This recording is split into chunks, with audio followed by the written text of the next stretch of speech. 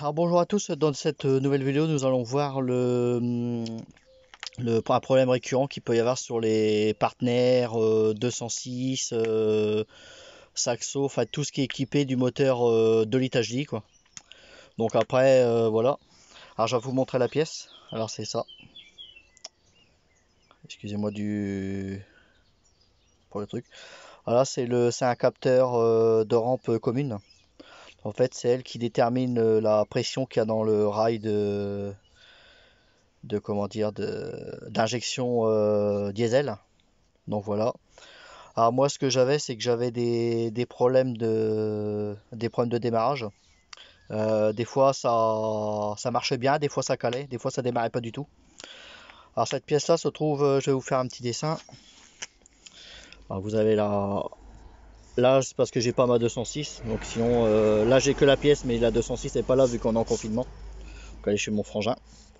Donc là, vous avez la rampe commune qui est comme ça. Voilà.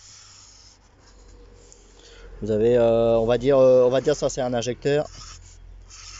Ah, il y a 4 injecteurs. Bon, voilà, là je vais vous schématiser au plus simple. Alors on a une première commande, deuxième commande. Ça c'est les petits tuyaux, en fait, bon, un tout petit peu plus petit que mon doigt, doré. Enfin, ils sont connectés sur un rail. Et en fin de compte, le truc il est comme ça et le capteur il est juste comme ça en dessous. En fait, il faut vraiment le voir. Normalement, vous voyez, il est comme ça. Il y a une prise jaune en fait avec trois fils qui est pris comme ça par en dessous. Après, ce qui peut se passer aussi, ça arrive aussi parce que moi au début j'ai lu des forums. Ce qui peut se passer aussi, c'est que le câble en fait, il y a une petite prise qui est emmanchée dedans. Le petit câble il mesure à peu près ça. Il y a encore une prise et elle est remmanchée dans le faisceau moteur. Et ce qui arrive des fois aussi, c'est que le comment s'appelle le petit bout de câble en fait touche sur le moteur. Il y a un fil en fait qui chauffe qui est posé sur le moteur, qui chauffe en fait, qui se dénude avec la chaleur.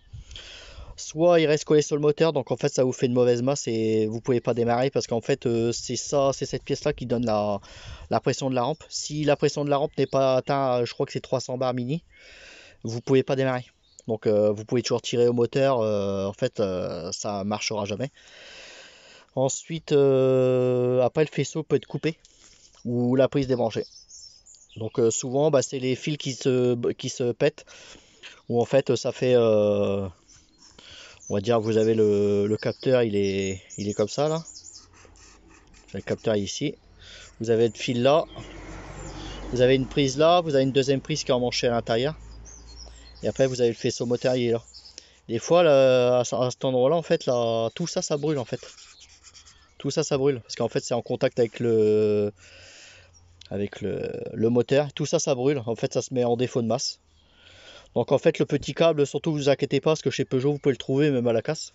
À la casse c'est un peu difficile parce que souvent les gens quand ils récupèrent les pièces ils coupent les faisceaux. Donc après vous pouvez commander ça chez Peugeot. Bon je sais pas du tout le prix vu que moi je l'ai eu à casse. Vu que le mien il avait brûlé ici. Tout le câble ici dénudé, tout avait brûlé comme ça on l'avait brûlé au chalumeau. Donc voilà.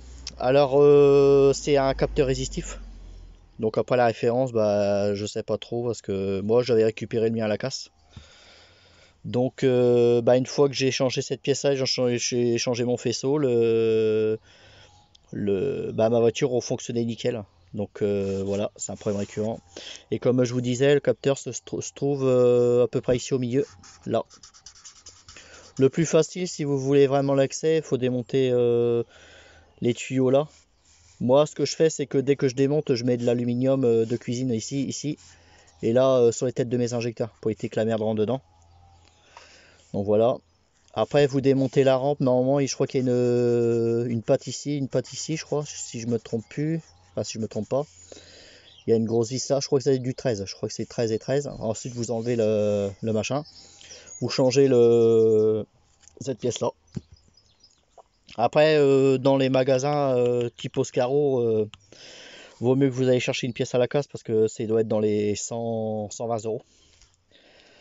Donc après, si vous pouvez la changer vous-même, vaut mieux aller à la casse puis changer vous-même. Ça vous coûtera moins cher parce que si vous passez au garage, attention à la facture quoi. Donc voilà, c'est tout ce que j'avais à dire sur cette pièce-là. Après, n'hésitez pas à m'envoyer des commentaires si vous avez d'autres défauts. Donc, je vous dis à très bientôt pour une nouvelle vidéo. Portez-vous bien et à très bientôt pour une nouvelle vidéo. Au revoir.